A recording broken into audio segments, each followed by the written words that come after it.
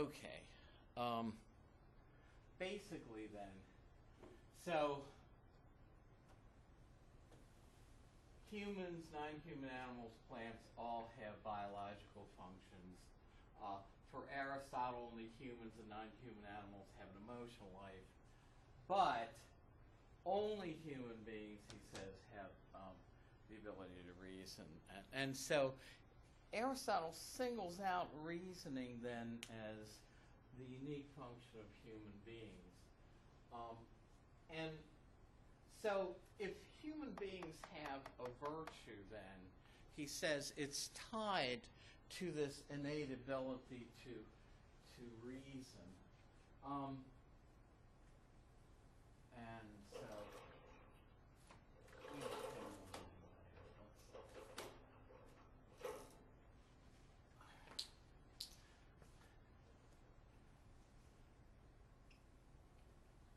So human virtue then has to bring into play then our ability to reason, and we saw that Plato thinks that in the development of character traits that the ability to reason was also very important, right?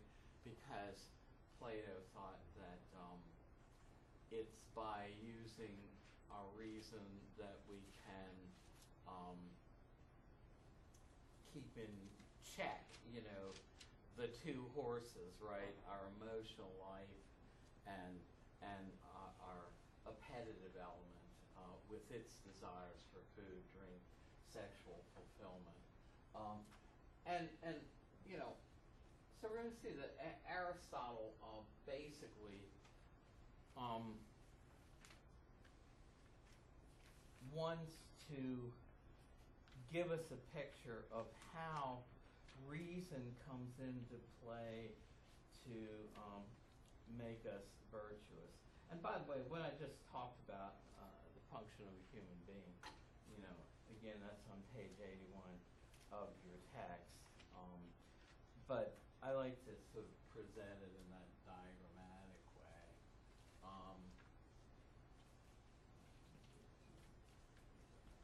Is it easier to see it? Yeah. But then it's harder to write. But now, for Aristotle, he does talk about our having intellectual virtues, and to quote your text here, intellectual virtues are acquired through a combination of inheritance and education, and they have to do with basically our theoretical understanding of things. But the moral virtues, he says, are acquired through imitation, practice, and habit. And that was the whole point of that piano player that was through the whole video. That, just as the ability to play an instrument well is not something that happens overnight, but that can be acquired through practice, Aristotle thinks that we can develop virtuous character traits, by habitual action, and sometimes by habits that are contrary to where our natural inclinations would take us.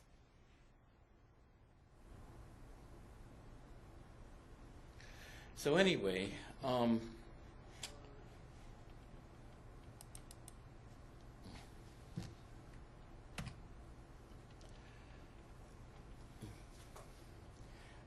and Aristotle, draws a parallel between, says, well, how does somebody like a carpenter learn their trade? I mean, my dad, after World War II, went and learned a trade of carpentry on the GI Bill. Was a carpenter most of his life. Again, we learned to play the lyre by playing it, by practice. And so Aristotle says, the way we develop a virtuous character trait isn't by getting alone somewhere in our room, you know, and sequestering ourselves and meditating, but it's actually by interacting with people in the real world. And I love it when this keeps on throwing up things that I never use.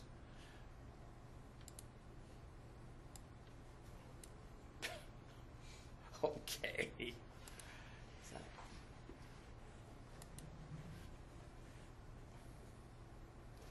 It's like, first of all, where did it come from? Anybody use?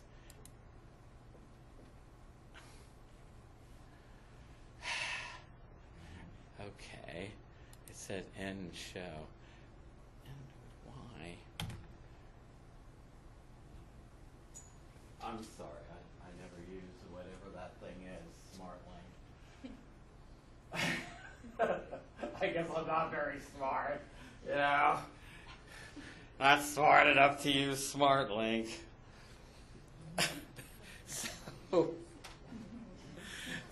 So for Aristotle, then, we acquire a virtue by actually practicing it to try to develop it. And here's another thing that I used to do on the blackboard. Now I have a whiteboard. You know why we have a whiteboard, don't you? Everybody's gone. I mean, I was teaching up at Carroll. We built a whole brand new building, not one blackboard in the whole thing. This is because we're concerned about you all and your exposure to dangerous chalk dust. You know? Seriously.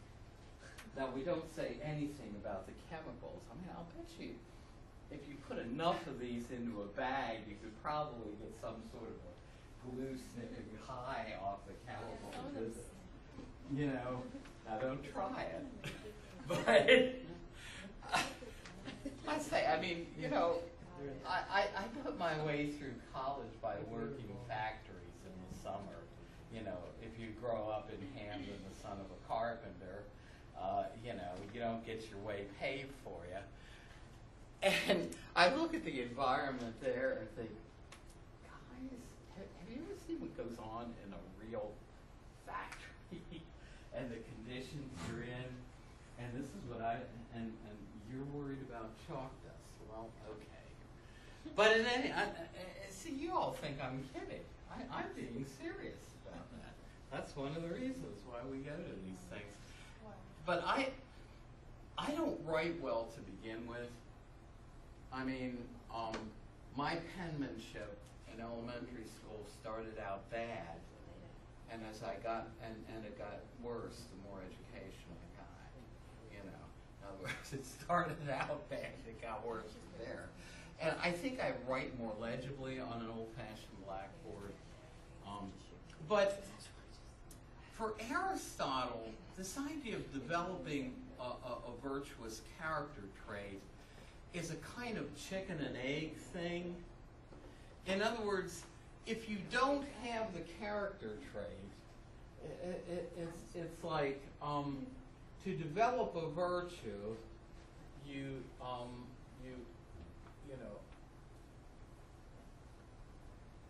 do virtuous actions. Let's say courageous actions. Let's say, well, you know, I need to become a more courageous person or something. And from that, then, you know,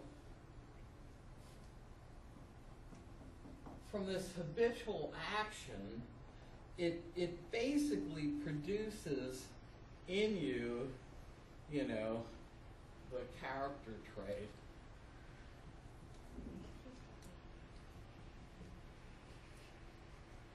of, to give an example of, say, courage.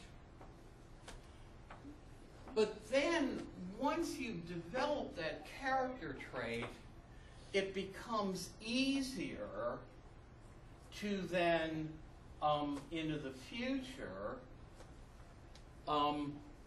act in accordance with that character trait you've developed.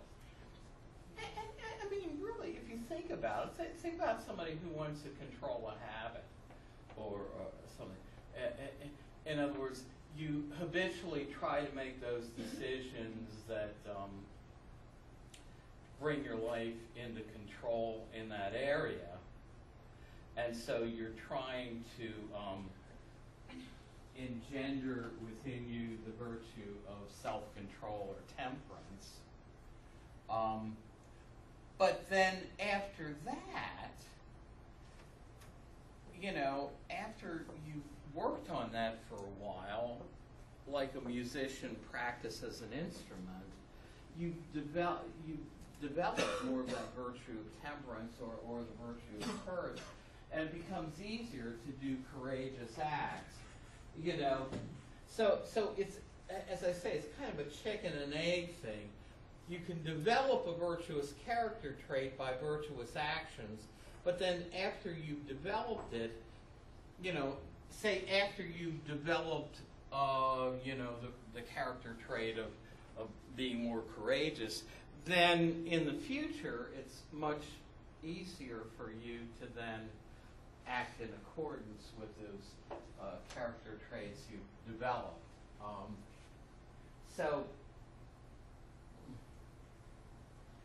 And, you know, so Aristotle is convinced that we can change our behavior, and again, we don't develop these character traits in isolation, but we basically develop them in society, you know, by interacting with people, you know. So we become morally just then by performing just actions, or you know, acting courageously in situations that call for courageous actions with other human beings, whether it be in battle or some other situation, you know, or you know. Now, I guess temperance is more, you know, individual, but he's convinced though that these character traits are developed not in isolation but in community and society. And I think Larry, the guy in the video, I just forget his last name, but I think he did a good job of stressing that as well. Now, here again, we have the same theme that we've seen in Heraclitus' ethics and in Plato, and really in Greek society as a whole, you know, because they called it the golden mean. And note how different this is. But for Aristotle, a virtue is always the mean or the midpoint between two excesses, one of deprivation and the other, well, two extremes. Two extremes. One of deprivation and the other, the extreme of excess. And so, you know, he's convinced that you know, virtues are in the middle, not on the extremes. So temperance, you know, then would be walking, you know, the middle ground between denying, you know, serious self-denial, or, you know, gluttony or drunkenness on the other hand. So this would be deprivation, right? And this would be excess. You know, the extreme of excess. And so temperance or self-control then would be trying to walk the mean in the middle. And here again, how do we do this? Well, this is where our reasoning abilities come in. He believes that you know, it's by using our rational abilities that that's what enables us to walk the middle ground between these extremes. You know, so know how this is very similar to Plato's, you know, claim that reason should rule over the spirited and appetitive elements of the soul in order to produce virtues. And so, likewise, courage, and the treatment in your book, I have to go back. I mean, I've read the Nicomachean Ethics for a course, but it was in 1973. It's been a little while since I read it. I mean, I'm talking like reading it cover to cover, you know. Go back and look at this because your book's treatment of courage is the middle reverses the directions, but it certainly is for him walking the middle ground between foolhardiness. I remember it's funny, the people of my father's generation was, you know, the generation they call the greatest generation, the World War II generation, the people who lived through the Depression and World War II, right? And my dad was in the Army Air Corps, you know, stationed in England, flying over Germany and bombing them, but then in London trying to rescue people out of burning buildings that the Nazis had bombed when he was not out on a raid. And you know, it's like people who went through that war seem to either be like my dad and they never talked about their experiences, or they were like my Greek professor in college who would constantly give us anecdotes from World War II in his lectures. And he was kind of, I think he was like an NCO or a sergeant or something. And I know he had, you know, soldiers under him in the field. And he said they had this new 18-year-old, you know, I guess he was new to the unit. And he decides, you know, they're in a firefight with the Germans, and he decides that he's going to stand up like they do in the movies and start shooting, and he gets shot himself. I don't think he survived the way he's seen it. And so you might say, well, you know, that's not necessarily an act of courage. That might be a little foolhardiness there, you know? In other words, real courage, Aristotle says, is somewhere between fearing everything and fearing nothing. You know, and it isn't not having fear, but controlling your fear. You know, and most people would say, well, this is. Even in athletics, this is the case, where, you know, I've heard people, golfers who are, you know, in the Ryder Cup, they're saying, look, you know, there's something wrong with you if you don't have some nervousness and fear about going out on such a big stage, you know. I'm sure it's the same with the baseball players, you know.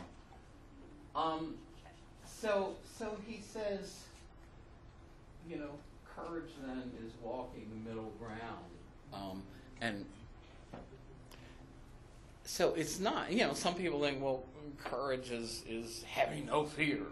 You know, I see these bumper stickers. I think that relates back to a John Lennon song, No Fear. But, so we achieve the mean then, often contrary to what our body wants to do, and by exercising reason then for Aristotle. And here I make the point in the PowerPoint that I just made over here, reason for Aristotle is a function unique to human beings. And we find this even in Immanuel Kant. But of course this is very controversial, right? I mean, contemporary writers on animal rights, some of them try to stress the rational abilities of some animals like higher primates, dolphins. I love the people who have these little bumper stickers to kind of counteract the ones where, that say my child's an honor student at such and such middle school, and so on, that said my border collie is smarter than your honor student. Border collies apparently are supposed to be one of the smarter breeds of dogs. So, but Aristotle thinks we can draw a sharp line between human beings. Again, post-Darwin, human reason is not looked upon as something unique. In other words, another way of saying it, for Aristotle, human reasoning is what is a difference in human reason. There's a difference in kind between human beings and all non-human animals. Whereas post-Darwin, the view of human reason versus, say, the reasoning of higher primates or dolphins is not looked upon as a complete difference in kind, as something that separates us out uniquely, but as a difference in degree, so very different here. Now here's another thing that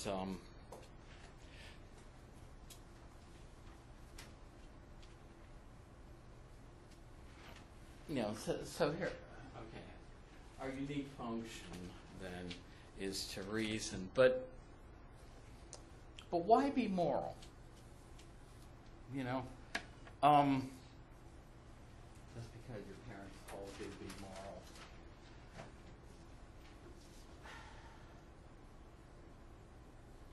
Aristotle, note how different this is from, some people think, well, the happiest life would be a life where I could just be profligate, eat to excess, drink to excess, have, a really active sexual life, etc. For Aristotle, he's convinced that the happiest life is actually a life of moderation, not that kind of a life of complete excess. And so, rock stars like, who think that you ought to, live an extreme lifestyle and die young. For Aristotle, that isn't even the happiest life for a human being. So Aristotle actually thinks, and the cliche that that some people use in this connection, and I'm sure you've heard it before, is the cliche that virtue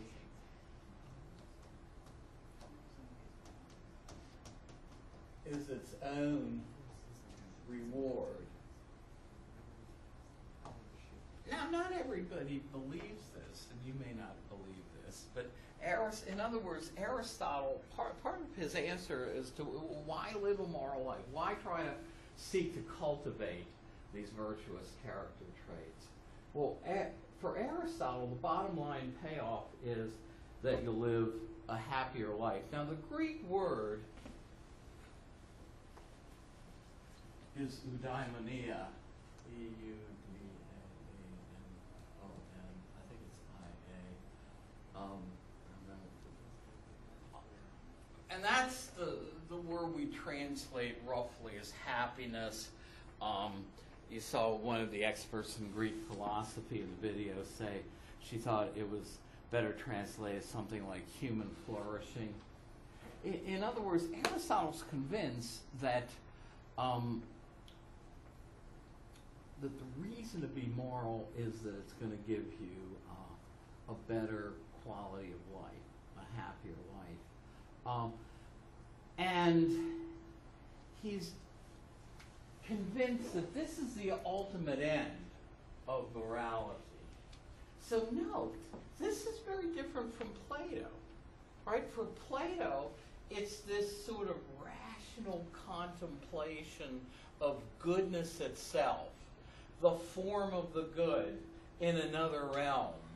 And that's kind of the end of morality, to know and imitate the form of the good or goodness itself. For Plato, Aristotle's much more down to earth. First of all, I mean, while we really haven't gotten into Aristotle's metaphysics, for Plato, forms exist two places. They exist in this otherworldly realm, but they also exist as embodied in particular things. In other words, triangularity exists in, outside the cave, in the eternal world of the forms, but it also exists in every particular every particular triangle. Tableness exists as an absolute standard for what a table is, but also in particular things. Now, the difference between Aristotle's view of the forms and Plato's view can be illustrated by saying this, and your book says this. For Plato, if all the particular tables in the world suddenly vanished overnight, there would still be this eternal standard for what it is to be a table called tableness. If all the triangles vanished overnight, the form of triangularity would still exist in this otherworldly realm. But for Aristotle, there is no otherworldly realm separate. So there are essences in things, but the forms exist only embodied in particular objects. And so if all the tables vanished overnight for Aristotle, there's no more form of tableness around, because the only way a form like tableness exists is as embodied in a particular table, but not in some ethereal realm. So how does that relate to what we're discussing here? Well, for Aristotle, if there's no realm, eternal realm, where the forms are, there also is no form of the good in that eternal realm.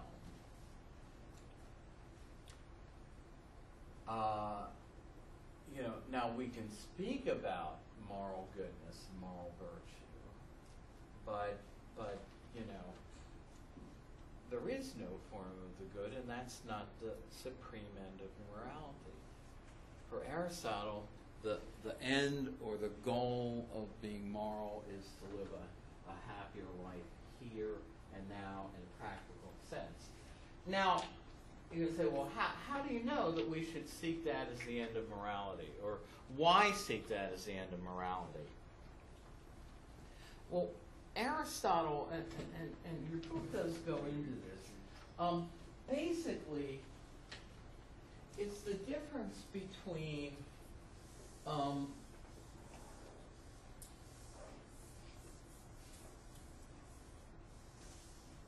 in other words, why is happiness the good that we should seek and the goal of morality?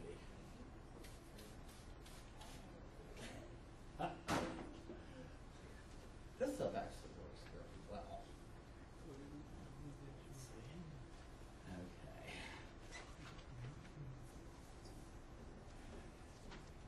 Well, basically,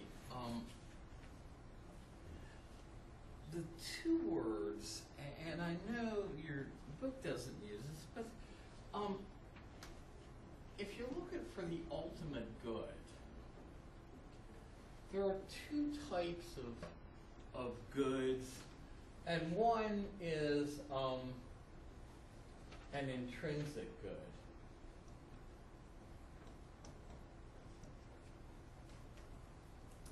And that is something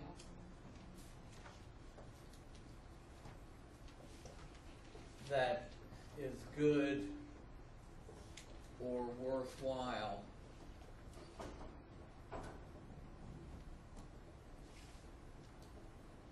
for its own sake alone, and not just because it promotes some other good.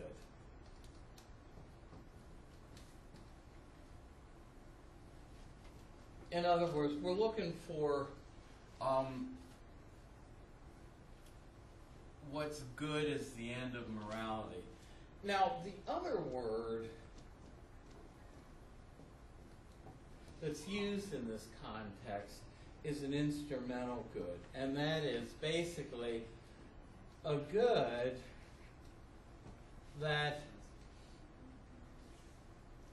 is only worth seeking, or is only good, or is only good because it's an instrument to the promotion of some other good, is where the instrumental, because it promotes some other good.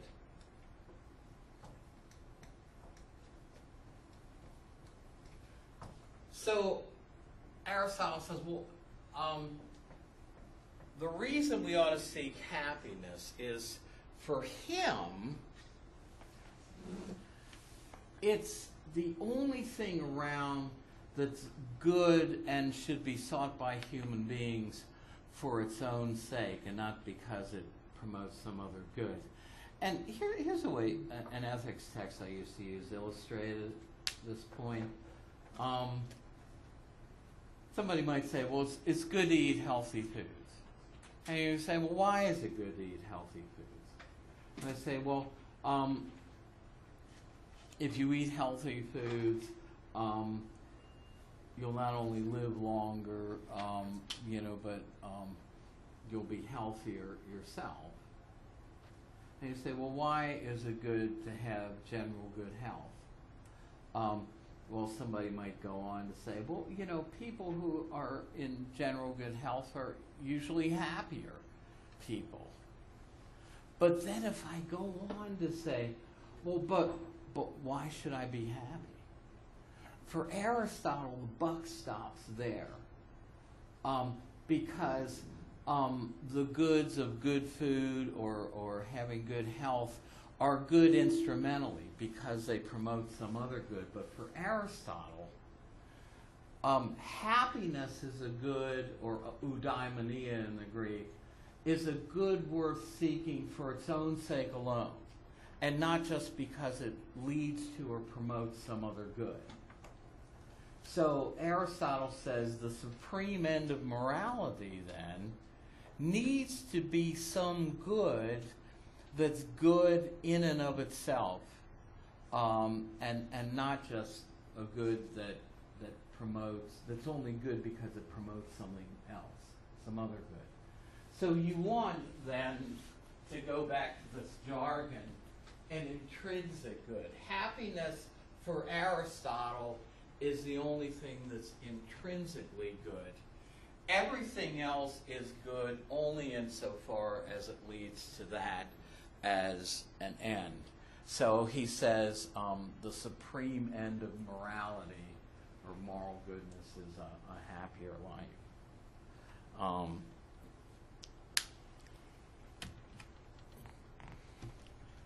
So he says happiness is activity in accordance with virtue, but we just said that somehow human virtue is tied up with the exercise of reason, you know. So it's tied up with pursuing intellectual and moral virtue, you know. So doing good deeds or noble deeds for Aristotle is desirable for its own sake and leads to, for him, the happiest life. And so, you know, here we get the golden mean again, that the happiest life then is a life of moderation, walking the mean between extremes. You know, again, not the message that most that most rock stars want to send us, I guess, or that a lot of rock stars want to send us. You know, for them the happiest life is an extreme life, but for Aristotle it's not. But if you think about some of the most consistently happy people you know. Aren't they people who basically live a fairly well-balanced life? You know, it might. So I don't know. Any comments, questions? Do you agree with Aristotle? Can we develop character traits? Disagree? Is the own space? Now remember, I don't get a commission from Aristotle on defending his views here. You know? So we you know, have this view. But we'll see that when we look at the utilitarians, and in the 19th century, when they look for a foundation for morality, they go back to the old standard of hedonism and of saying that the ultimate end of morality is the promotion of happiness and the lessening of pain. You know, so this is a pretty